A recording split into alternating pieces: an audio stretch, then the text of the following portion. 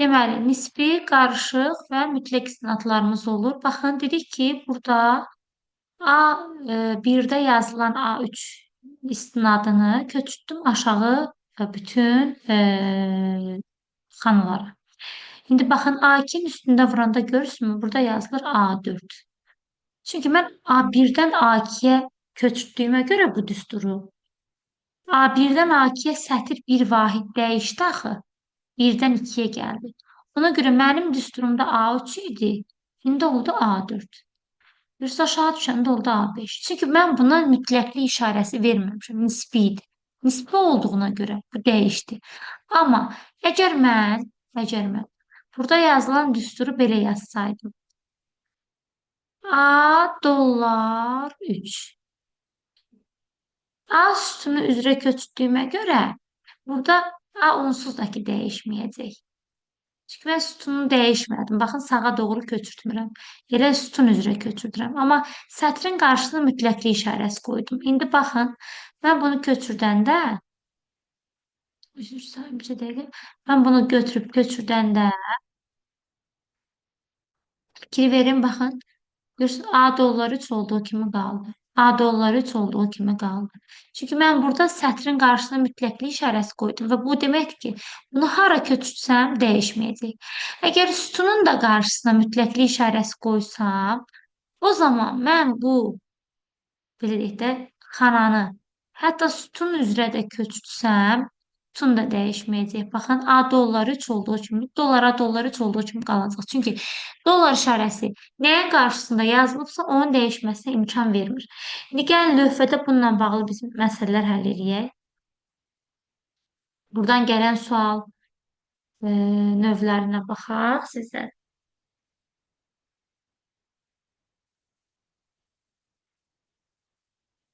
Deməli, müəllimlər, baxın. Bizə suallar verir necə? Deyir ki, A2 xanasında yazılmış. Bu düstur üstə gələk B3, üstə gələk B7, üstə gələk məsələn 2. Deyir A2 xanasında yazılmış bu düsturu. Hətta Yani gəl, görünür. elə Görünür. üzrü sayın, paylaşmadım. Baxın, deyir A2 xanasında yazılmış bu düsturu köçürsək B4 xanasına. O zaman deyir düstur hansı formada olar? Belə suallar düşəndə necə edirik bunu? Əvvəlcə, əvvəlcə hardan hara gəlir və bunu biz müəyyənləşdirməliyik. Birinci sütuna baxırıq. Sütun necə dəyişib? A-dan gəlib B-yə. Elə A2-dən B4-ə getmişəm. Sütun A-dan B-yə gəlib. Sütun deməli, sütun. Bir vahid plus bir. Bir vahid artıq. Çünki A-dan sonra B gəlir. Sətrə baxaq. Sətr 2-dən 4-ə gəlib. 2-dən 4-ə gəlib. Və sətirdə 2 vahid artıb. İndi gəlin onu, həmin o dediklərimizi bura tətbiq edək. Amma hansının qarşısında dollar varsa, biz onu dəyişənmərik. Hətta gəlin düsturumuza baxın, bunu da tətbiq edək. Bura bir dollar yazaq. B dollar 3 olsun. İndi baxaq. Bu dollara olduğuna görə bu hissə dəyişməyəcək. Olduğu kimi qalacaq dollara. 7 nisbidir. Görün, qarşısında dollar yoxdur. Ona görə 7 dəyişəcək. 7 sətrin göstəricisi deyilmi? Sətrimiz 2 vahid artdığına görə 7 də olacaq 9. De gələk. B. B-nin qarşısında dollar yoxdur. Deməli, dəyişə bilər. B sütunu göstərir. Sütun bir vahid dəyişməyib. A, B olubsa, B-də C olacaq. Oldu mu C? Dollar 3 olduğu kimi qalacaq. Çünki sətr mütləqdir. Üstünə gələk. D7 hər ikisi nisbidir. Həm sütun, həm sətr. Hər ikisi dəyişəcək. Sütun bir vahid dəyişir. Əlifbada baxın A, B, C, D, Y. D-dən sonra Y gəlir axı. D bir vahid artıb olacaq Y. 7 də dəyişəcək olacaq 9. Çünki sətr 2 vahid artır.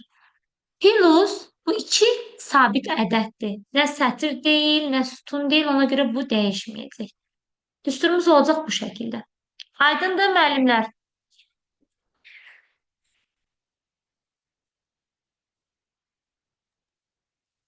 Müəllimə Başa biraz düşdüm. çətin gəldi buna. Bir dənəsini də yazıram o zaman.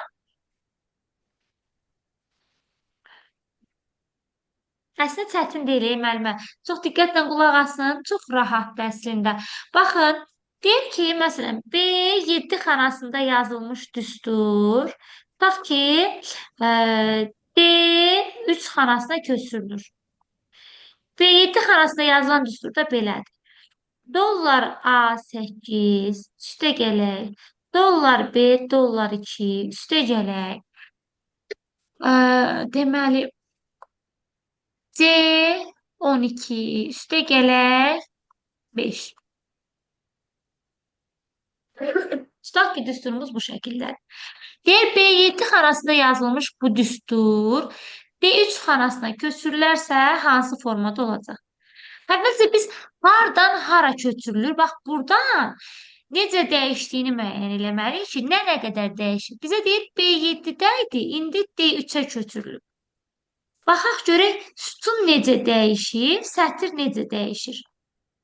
B-dən D-yə gələndə sütunu hərflə yazmırdıq.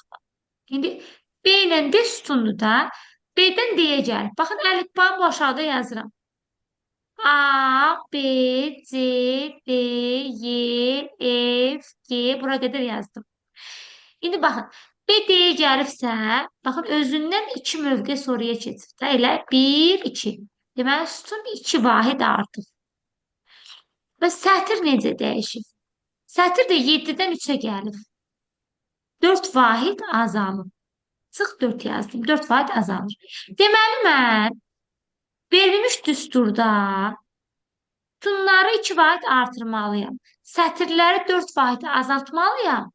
Amma qarşısında dollar olanları dəyişənmərəm. Dollarsız olanlara bax bunları tətbiq edəcəm. İndi baxaq.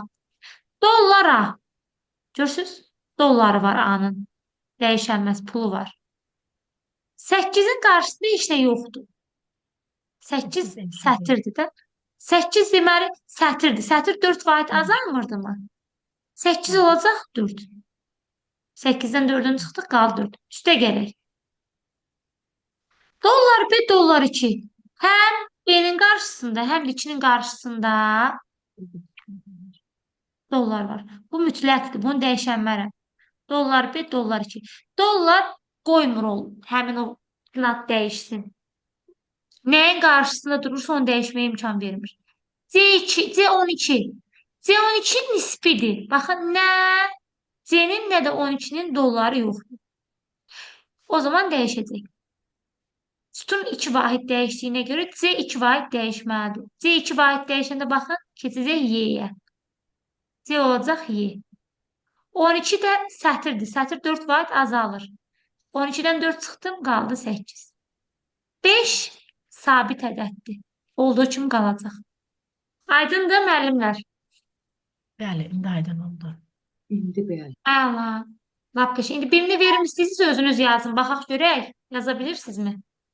Ya istəyirsiniz davam edək, suallarda işləyərsiniz. Vaxtımız getməsin. Allah başlayır. Keçirəm Excel-ə.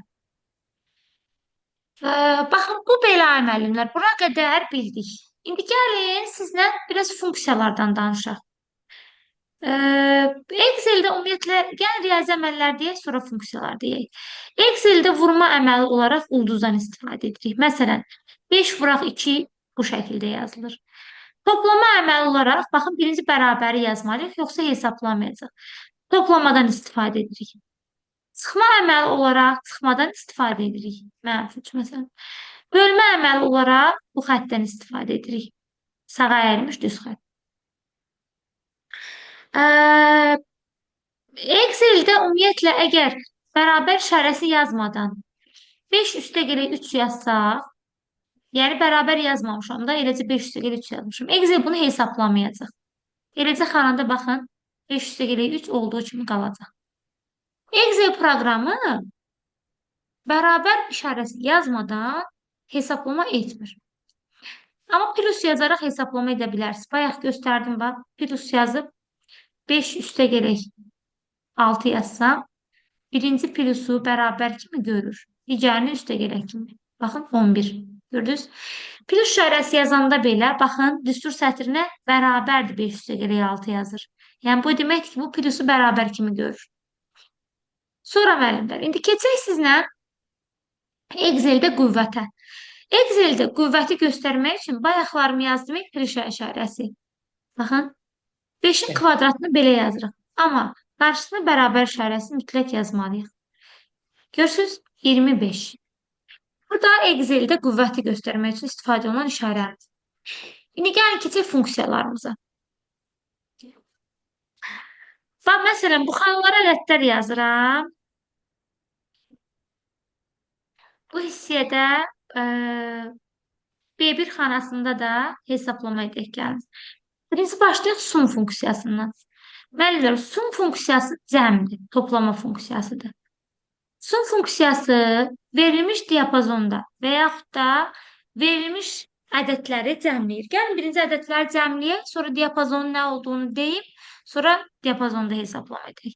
Məsələn, sumun içində 5, nöqtə virgül, 8, nöqtə virgül, 9, nöqtə virgül, məsələn, 15 yazsam, bu bəzən virgüllə yazılır, bəzən nöqtə virgüllə. Hər ikisi bunları tək-tək göstərməkdir. Bunların hamısını sum funksiyası toplayacaq. Sum toplamadır. Baxın, 1 37-yə bərabərdir. İndi müəllimlər, Exceldə var diapazon, bir də var tək-tək xanalar. Baxın, biri var, mən tək bir xananı seçirəm.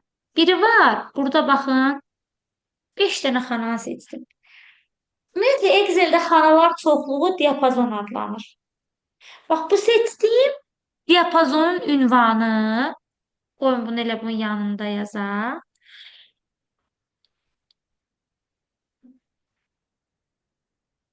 Baxın, bu diapazonun ünvanı belədir. A1, bax, çünki A1-dən başlayıram. A1, A5 diapazonu. Bu alətlər götürək buradan. Aha. Baxın, bu seçdiyim diapazon, buradan, bura qədər seçdiyim diapazon A1, A5 diapazonu adlanır. Diapazon Excel'də 2 nöqtə ilə göstərilir. Yəni, mən A1, A5 yazmışamsa, bu demək ki, A1-dən A5-ə qədər hamısı.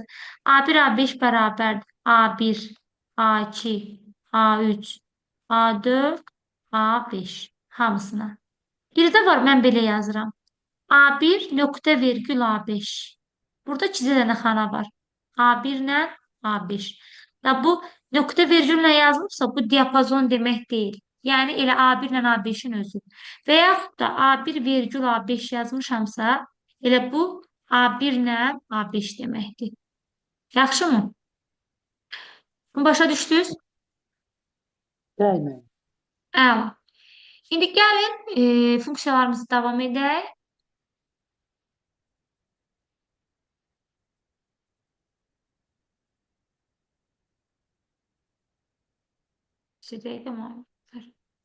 Müəllimə, bir də bayaq dediniz, hansı yanlışdır, variantlar, misal yazmışdır əvvəlcə. Bax, bu dediniz, DF, C, D-dən sonra gəlir. O, niyə olmaz? Onu başa düşmədim mən. XFD-də Bəli, hə.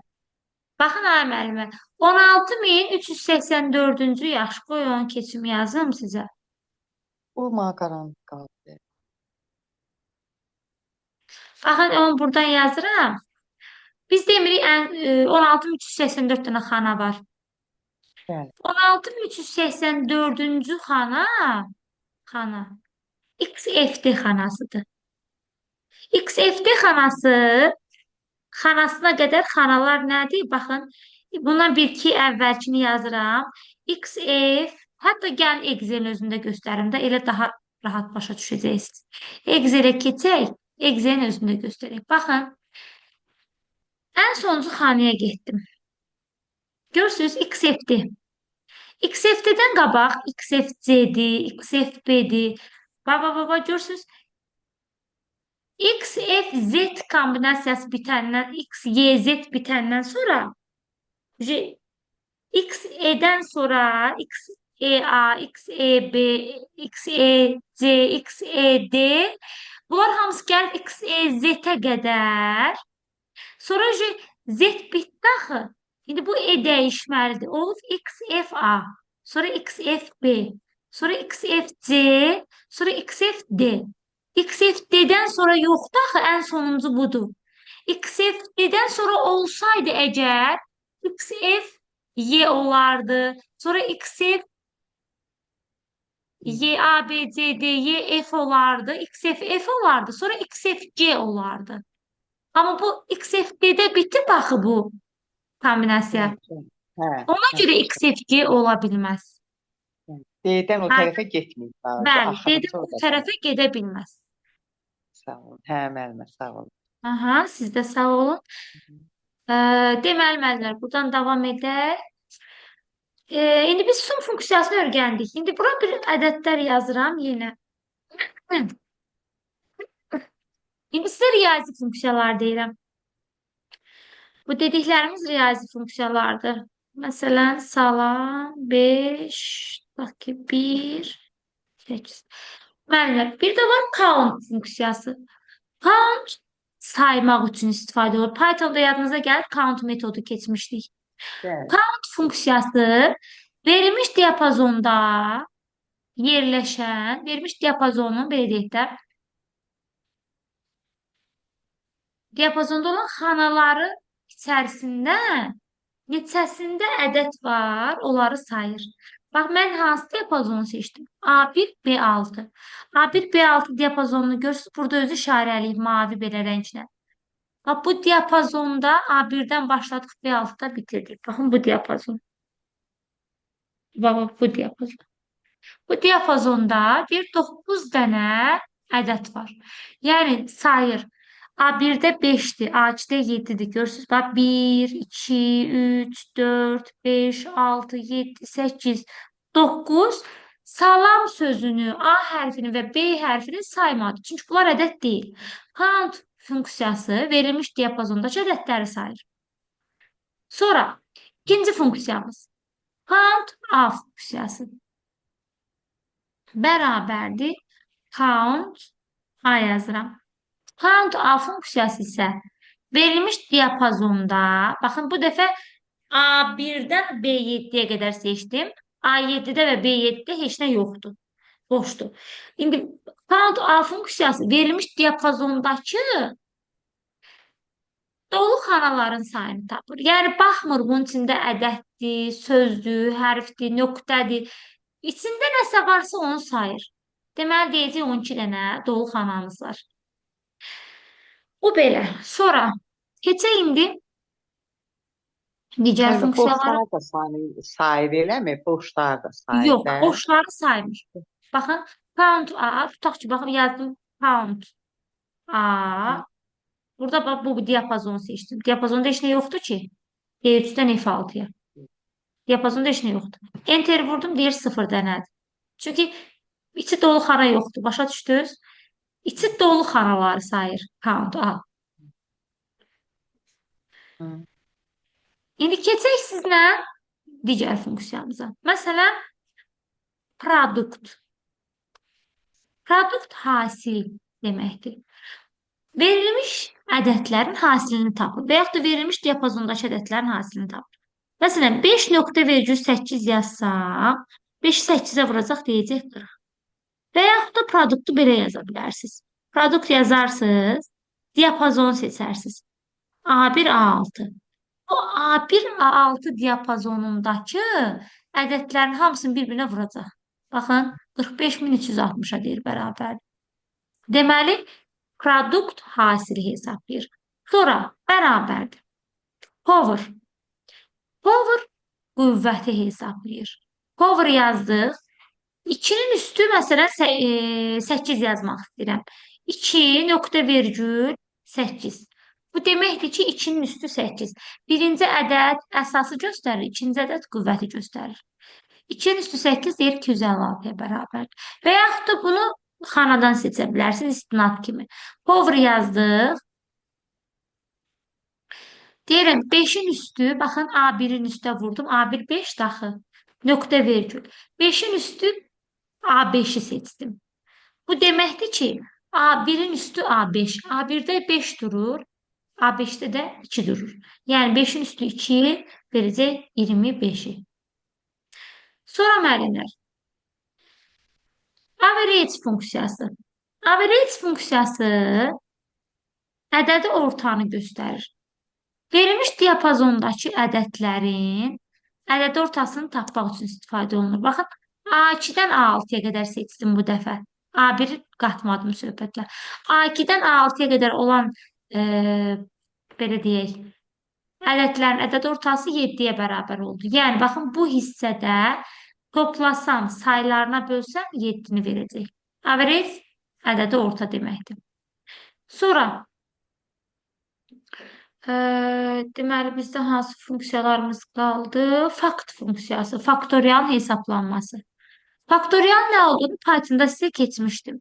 Məsələn, fakt A1 yazsam, A1-də 5 durur axı, elə gəlin 5 yazaq.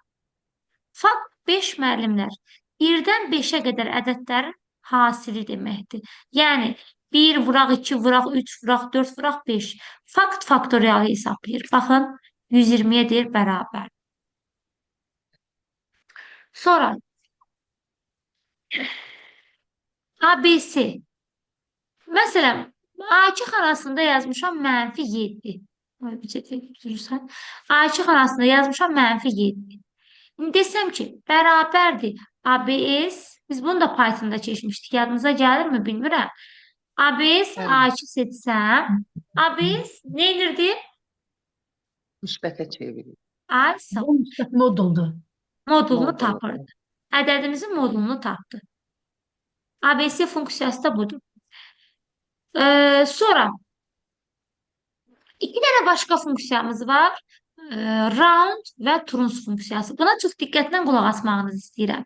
Tutaq ki, baxın, D2 xanasında yazmışam 12 tam. Bax ki, 456. 12 tam, 1456. Bərabərdir yazıram indi. Yazıram truns. Truns funksiyası verilmiş ədəddə, baxın, C1-i seçdim. C1 nöqtə vergül. Verilmiş ədəddə mənim burada yazdığım qədər, vergüldən sonra mənim yazdığım say qədər rəqəmi saxlayır, qalanını atır. Yəni, bax, qələmlə bunun üstdən də yazacağım. Baxın, müəllimlər. Yəni, bu nə deməkdir? 2 yazmışam da, görürsünüz bura. Deməli, C1-dəki ədəd 12 tam 1456-dır. İndi mən bura 2 yazmışamsa, bu vergüldən sonra sayacaq. 1, 2. İkisini saxlayacaq, qalanını atacaq. Amma yuvarlaqlaşdırmadan bunu edəcək də. Yəni, baxmayacaq ki, burada 6 gəlib. 6, axı yuvarlaqlaşdırmada belə bir qaydamız var. Əgər özündən sonra gələn 5 və 5-dən böyükdürsə, bunun üzərinə 1 gəlməliyik 5-in. Yuvarlaqlaşdırmada belədir. Amma indi burada truns yuvarlaqlaşdırmır. Elə verilmiş say qədər, yəni 2 dənəsini saxlayır, qalanını atır. İndi bir də var. Bir də var. Round funksiyası. İndi gəlin round funksiyasını izah edeyim. Görək. Ekran böyütmüşəm deyə. Biraz çətinlik çəkirik. Getməyəcək. Deməli, truns funksiyasını yəqin ki, başa düşdünüz. Baxın, indi bunu enter vursam, görürsünüz 12 tam %45 göstərdi. İndi bir də var, mən round yazıram. Bərabərdir. Round. Round funksiyası trunsdan fərqli olaraq, baxın, yuvarlaqlaşdıraraq saxlayacaq. İndi bu nə edir?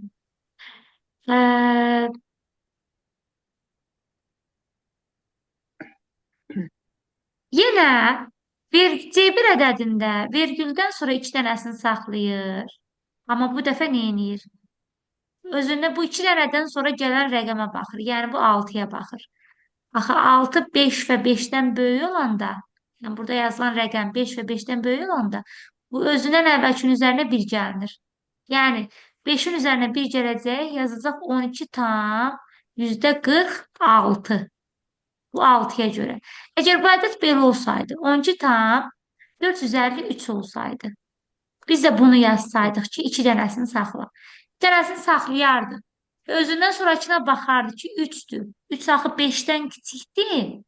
Bunun üzərinə 1 gəlməzdi. Elə 12 tam %45-i çıxardardı. Round olsa da. Amma özündən sonra gələn rəqəm özündən böyüksə, o zaman bunu yuvarlaqlaşdırır. Baxın, indi gəlin, enter vuraq, baxaq. 12 tam %46. Aydındır? Bəli. Aha. Belə. Roundda bunu da dedik. İndi keçək sizlə mətin funksiyalarına. Məsələn, buraya yazmışam informatika. İnformatika. Şimdi deyirəm ki, bərabərdir len. Len neyinirdi Python'da? Uzunluğunu hesablayırdım. Ay, sağ olun, maşallah. Len uzunluğunu hesablayırdı. Len A1 yazanda A1 xanasında olan sözün uzunluğunu hesablayır. Yazır 11'e bərabər. Eynən oradakı kimi də, yəni Python'da necə idisə burada deyilər. Bərabərdir. İndi len-dən istifadə edirəm, indi left deyirəm. Left ingiliscə nə deməkdir? Sol. Ay, sağ olun, sol demək. Left yazıram, informatika sözünü seçirəm, yəni A1 xanası. Sonra nöqtə virgül yazıram. Sonra yazıram 4. Bu neyinir? Yenə qələmi işə salaq bizə dəqiqə.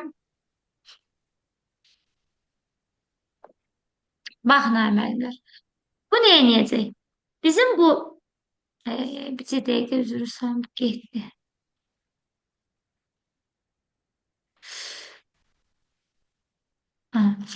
İnformatika yazmamışam bura. İndi left sol deməkdir. Deyirəm A1-də, A1 xanasındakı sözdə soldan 4 dənəsini saxla. Sayacaq 1, 2, 3, 4. Deməli bu info sözünü saxlayacaq. Əgər mən left yox, right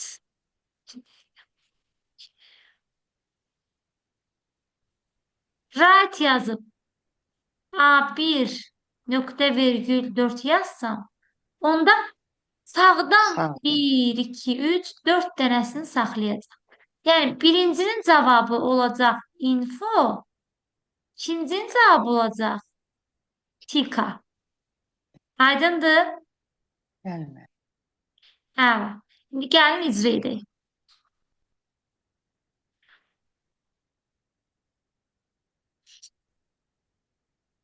Baxın, left yazdım, gördünüz, info yazdı. İndi bərabər yazıb right yazsam, bunu seçsəm, desəm ki, 4 dənəsini saxla, bu dəfə görürsünüz, tika hissəsini çıxardacaq. Bu da bizim mətin funksiyalarımız. Bir də var müəllimlər, şərt daxilində cəmləmə.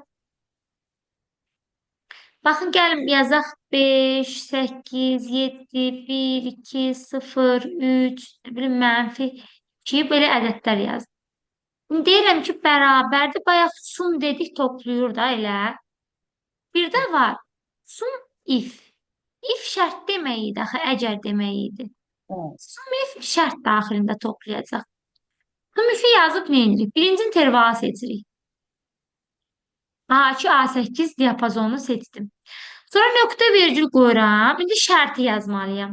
Yəni, mən bu diapazonda tutaq ki, 5-dən böyük olan ədədləri toplamaq istəyirəm.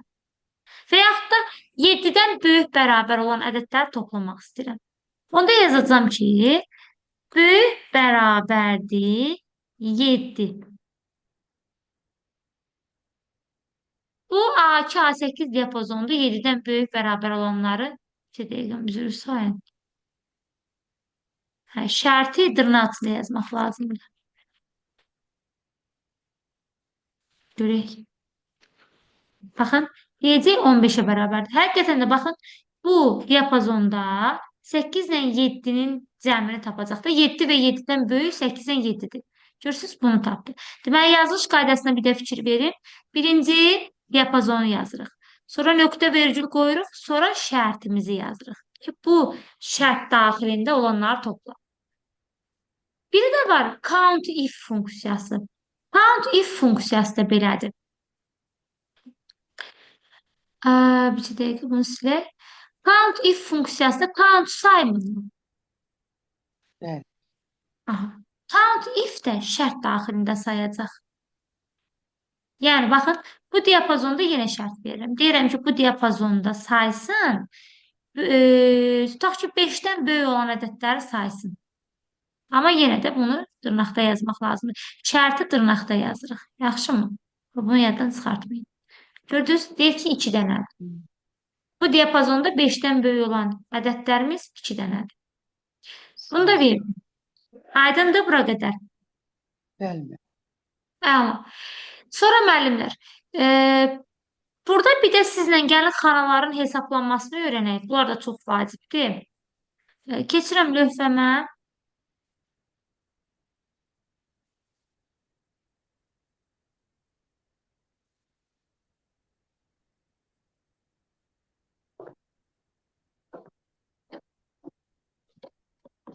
Baxın, bayaq dedik ki, diapazon bu şəkildə yazılır. Məsələn, A1, 2 A7.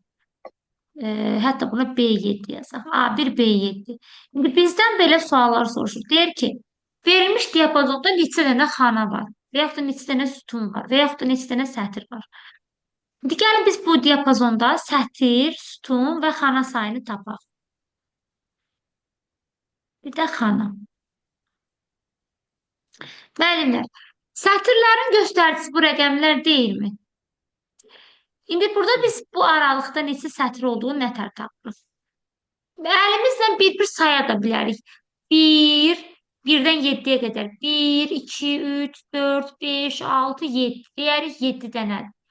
Amma bunu bəzən çox böyük olur. Məsələn, tutaq ki, A3-dən, nə bilim, B128-ə qədər. İndi biz bunu sayanmarıq axı belə. Bu nətər yazırıq? 7-dən 41-i, yəni böyükdən kiçik çıxırıq. Üzərinə 1 gəlirik. Bu eləyirmi 7? Deməli, 7 dənə sətir var bu diapazonda. Bizə neçə sütun var? Sütun nətər tapırıq? A-dan B-yə qədər. A, B. 2 dənə sütunum var. Görsünüz? Xananın sayını tapanda xana sətir vur sütuna bərabər deyilmi? Bəli. Deməli, sətrimiz 7 dənə, sütunumuz 2 dənə. 14 dənə xana var. Bizdən soruşsa ki, bu aralıqda neçə xana var? 14 dənə xana var. Bax, bunu qəşəng görürəm. Mən düşünürəm ki, bu sizdə sertifikasiyada düşəcək. Gəlin birini də yazaq bundan.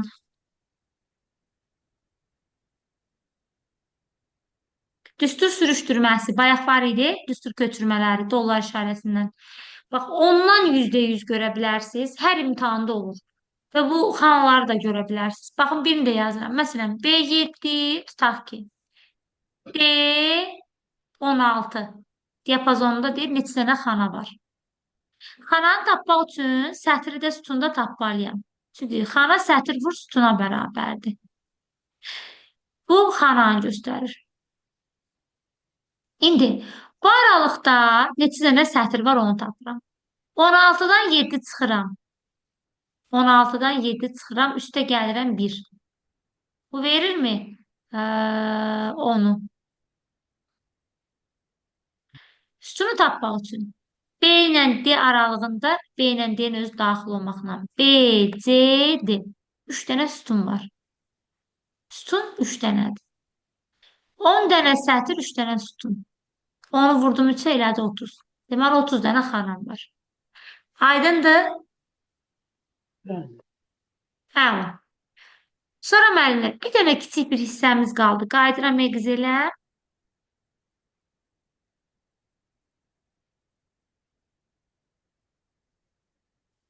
Ə, Belə deyim də, biz əslində Excel-in lent tablarına hələ ki baxmadıq. Lent tabları Word-lə çox oxşardır. Baxın, fayl menüsüdür, Word-lə eynidir. Bunu keçməyəcəm sizə. Çünki Word-da bunu keçmişik. Hamısı eynidir, də fərq yoxdur. Eyni. Bəli. Funksiyaları da eynidir. Bəli, bax, qısa yolların hamısı eynidir. Save-dir, save as-dir, open-dur, close-dur, görürsə hamısını keçmişik.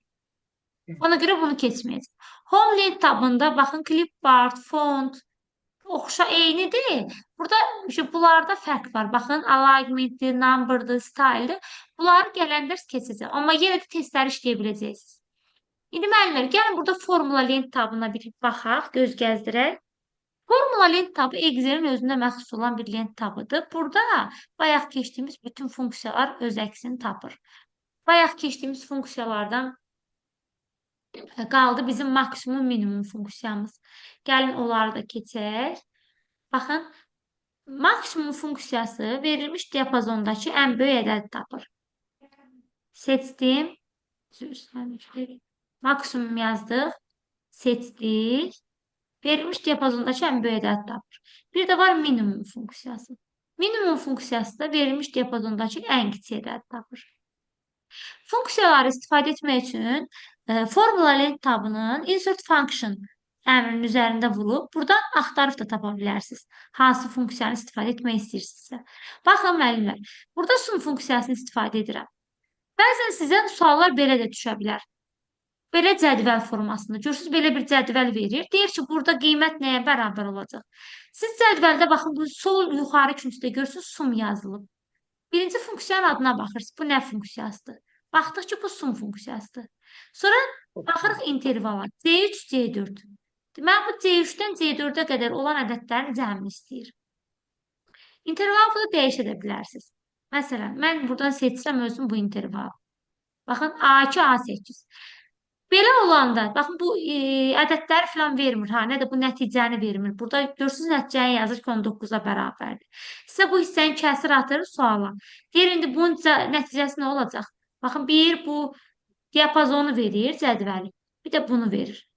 A2, A8 diapazonundakı ədədlərin sum, deməli, cəmləyəcəksiniz.